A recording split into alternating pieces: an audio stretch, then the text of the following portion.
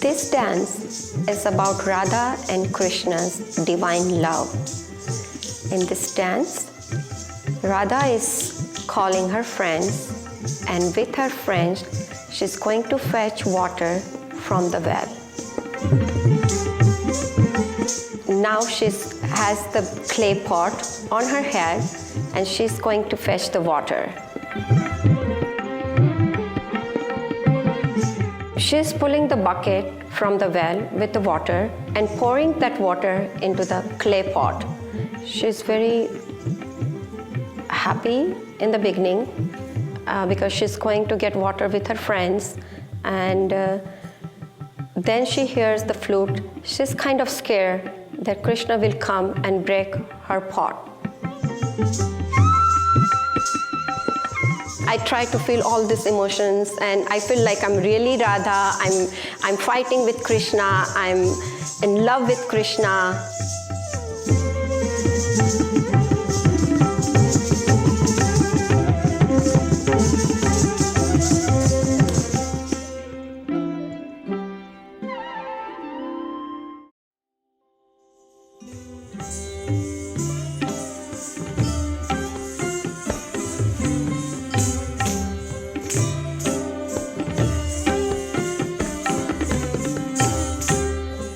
The nature of the discipline when we learn Kathak, for myself, Kathak, is that you stay very connected to the Hindu texts and the Hindu beliefs. So whether it be our gods and goddesses, Goddess Lakshmi, Lord Ganesh, Lord Ram, or our texts, the Bhagavad Gita, the Ramayana, we take episodes from those texts and we translate that through our dance.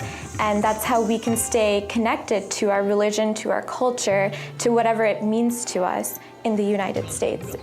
The most important part, as we've learned over the past years, is expression, because that's really what defines these characters and the situations they're in. You really have to work on going above and beyond with your expressions.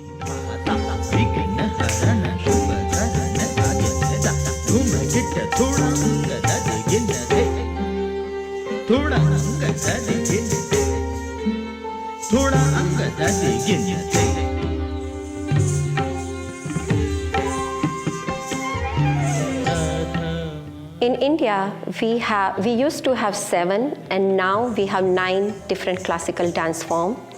Each classical dance form is different from other. When Natya Shastra was created, Natya itself meaning the acting or the music and the fine arts, performing arts. So Natya Shastra gave us the guideline of all what we know today. The dance, the music, the instrumental music, the vocal music, and so forth. So everything was taken out of that. Everything was put together in those Shastras, and it is said that it was done by the divinity, the divine people themselves.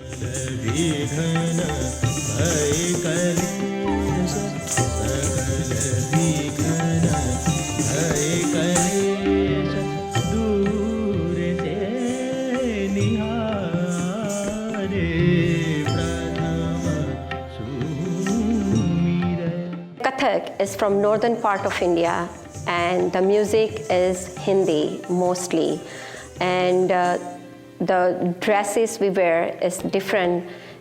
Like Bharatnatyam is the south part of India, so music is different, is South Indian music. The dresses, the language, the music instrument that we use in that dance is different. Is from the south part. In Kathak, we use the tabla, and pakhavaj is our main instrument. There is a whole range of instruments, but mainly the strumming instruments are sitar, sarod, just like you have the guitar and mandolins and whatnot. Then we have the bowed instruments, which is sarangi, similar to what you may call like a violin family, string family. So we have those sarangis. and their family. And then we of course have the flute.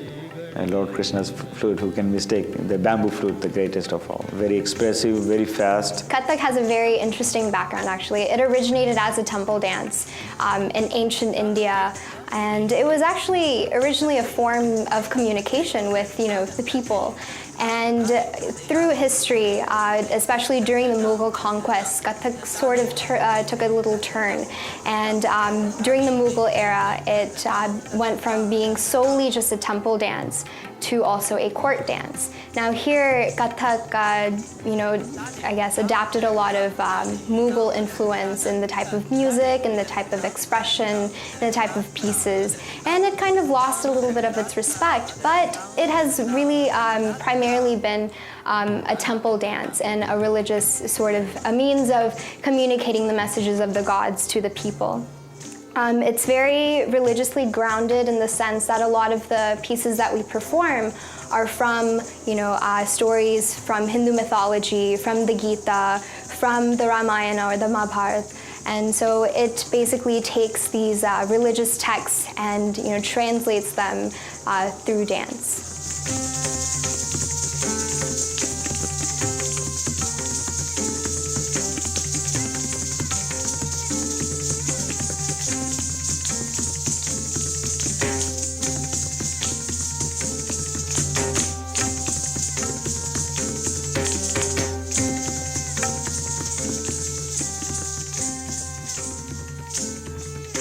The definition of very music includes dance, instrumental music, vocal, all three together or as an individual. It's called Sangeet, meaning music in our language.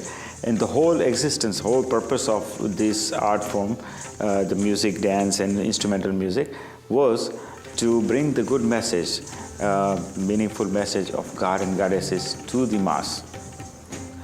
Oh, I love music. As a little kid, I remember fell in love with music, and I wanted to become musician all my life.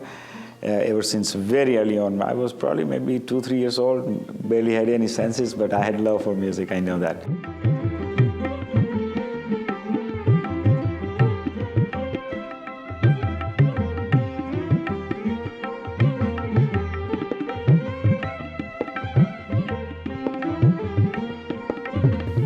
So in Indian classical dance, if I'm a Kathak dancer, I perform Kathak. It's not easy for me to perform different classical dance form because each classical dance form has different techniques. Generally, if I'm doing Kathak, I stick to Kathak. I perform Kathak. I learned Kathak when I was very young. I fell in love with Kathak, and I learned Kathak from Guru Pandit Kundan Lal ji and Durga Lal ji in Kathak Kendra, New Delhi. And last 25 years, I'm teaching Kathak here in America. I also love teaching because I consider it's my opportunity to touch the lives of future generations and preserve the Indian culture and the art form.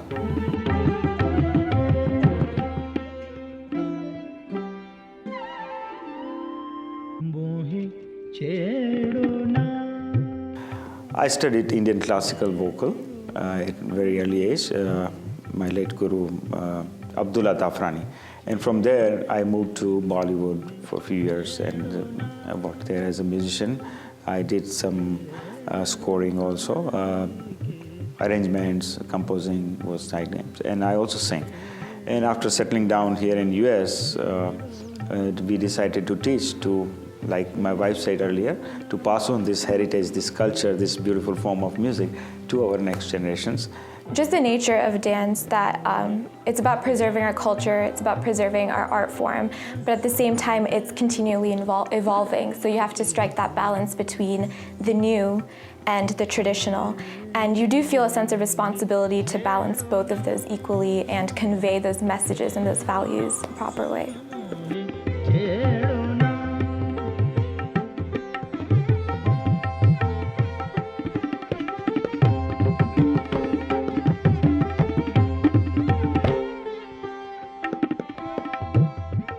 Basically, the belief is Om, was a sound of Omkar, is where the universe started. And the belief is that the very end of the material world is nothing but a vibration, and that vibration being sound. So Om was a sound, and this is where the universe was created from. The God created the universe out of Om, and then from there the music was born. As in any classical dance form, Indian classical dance form, especially in Kathak, we have different hand gestures, different expressions.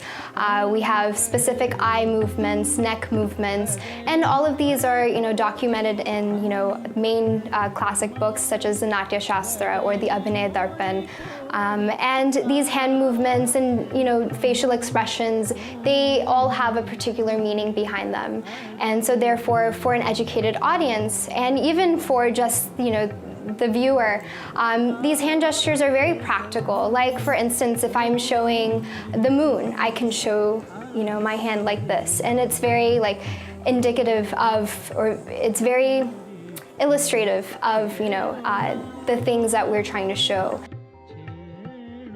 Our music is raga-based music. Ragas are just very defined scales with particular times. Like we do everything according to time. We sleep at night. We do our work in certain time.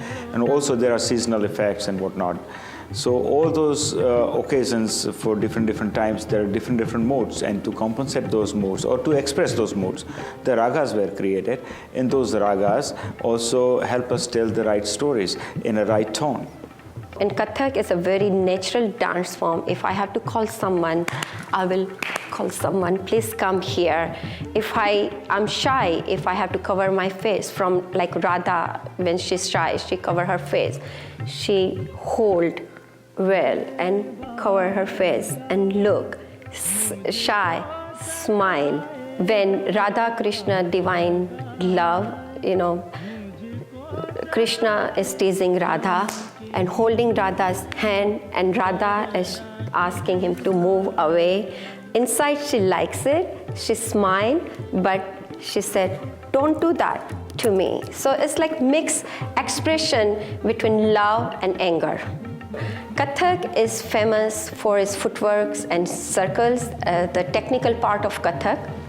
Kathak is a free kind of classical dance form. You can do bhajan, prayer song, tarana, thumri, ghazal, anything you can perform in Kathak style. But in technical part, Kathak is very famous for its footwork and circles.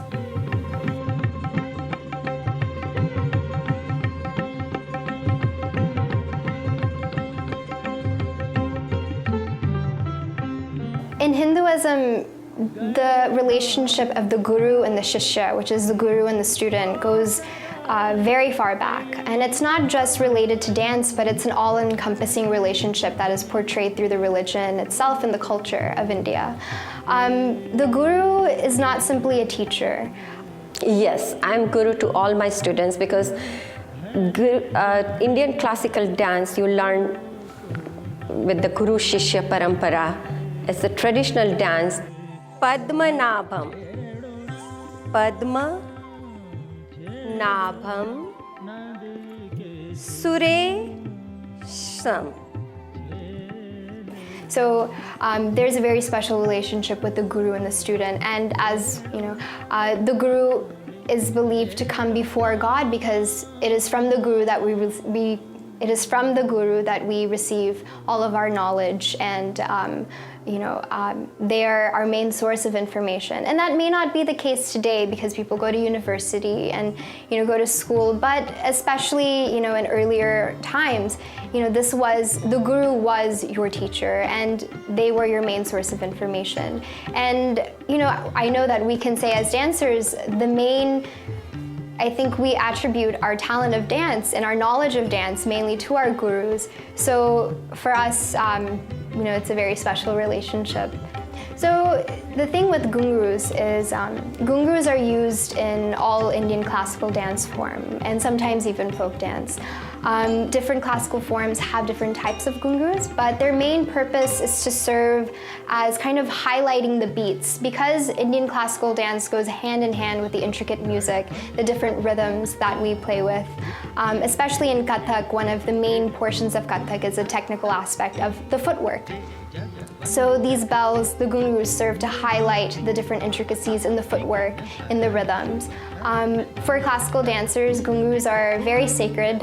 We respect our ghungroos very much. So before, as you may have seen, we take our ghungroos to be blessed by our guru, and then we, take them to the deity of any god, usually Lord Shiva, who is the god of dance, and then we tie our ghungroos. So they're very special to us.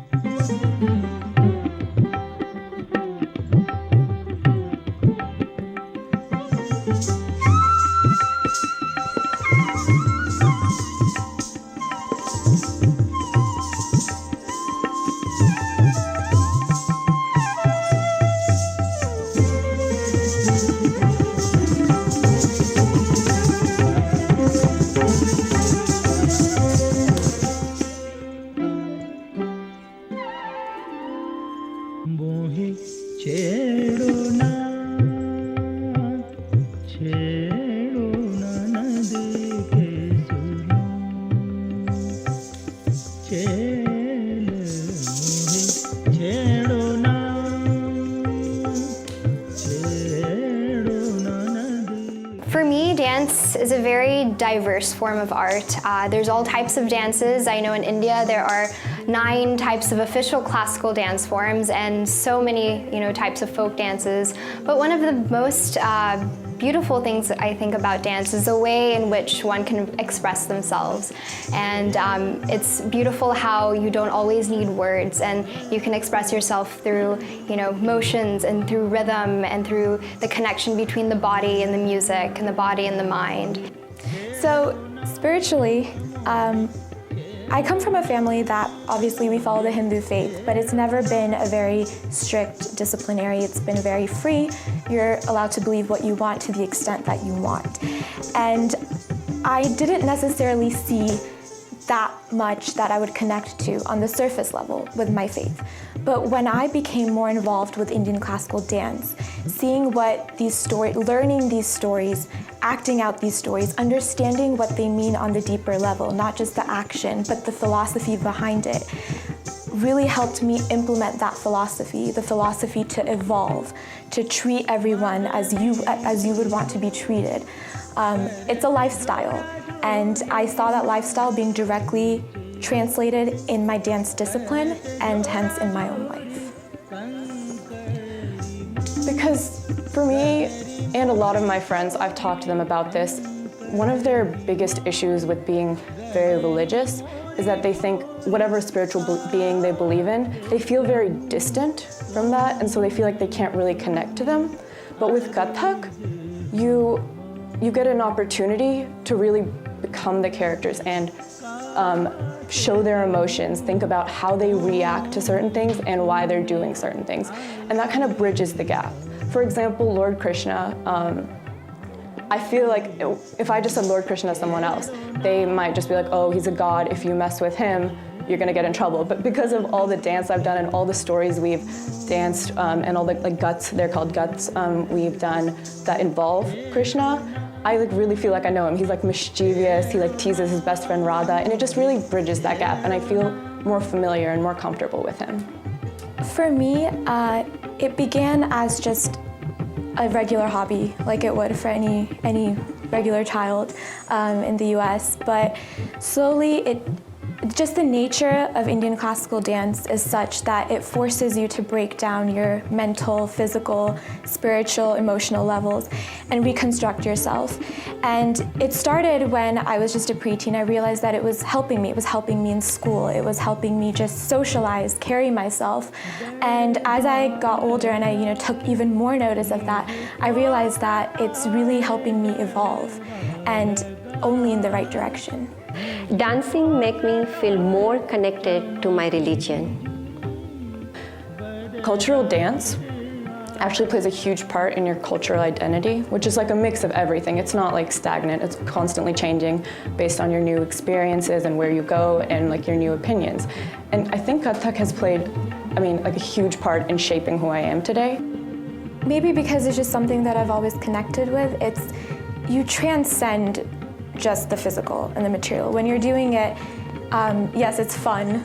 It's a lot of fun, that's why I'm here. But beyond that, I feel like I'm reaching something higher. And I do feel, for me, this is my religion and this is my spiritual belief.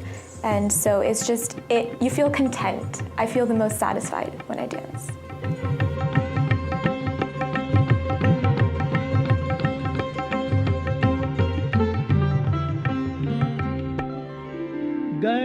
The piece on Lord Ganesha, it is mainly talking about how he is one of the supreme gods, and he's the god who we look to rid ourselves of fear, and mostly of fear. And it talks about the way he dresses and the way his body is. It describes his elephant head, and it describes, his tusks and his ears as an elephant. So it's mostly praising him as a god, and how we as humans pray to him. Traditionally, we start our dance with the prayer, and in this prayer, we ask Lord Ganesha to remove obstacles and problems and bless us.